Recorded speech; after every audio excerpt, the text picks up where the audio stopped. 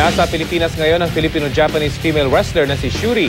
Bukod sa pagpopromote ng professional wrestling sa bansa, gusto rin niyang mag-abot ng tulong para sa mga nasalanta ng Bagyong Yolanda. Balitang hatid ni Nelson Canlas.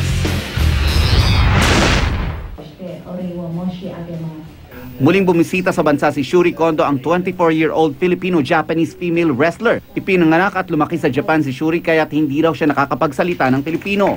Pero ang kanyang ina, purong Pinoy at tubong Leyte. Sa kanyang magandang muka at pagiging mahiyain, walang mag-aakalang isa pala siyang professional wrestler. Hindi sikat ang professional wrestling sa bansa at yan ang gustong mabago ni Shuri na marami ng fans sa Japan at iba pang panig ng mundo. Swak daw ang katangian ng Pinoy sa professional wrestling kung saan kailangang handa kang masaktan at mabilis kang mag-isip.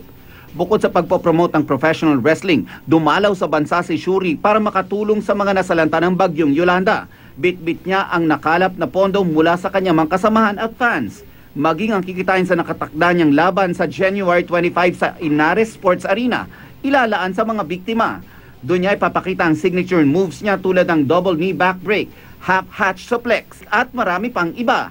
Salamat. Nelson Canlas, GMA News.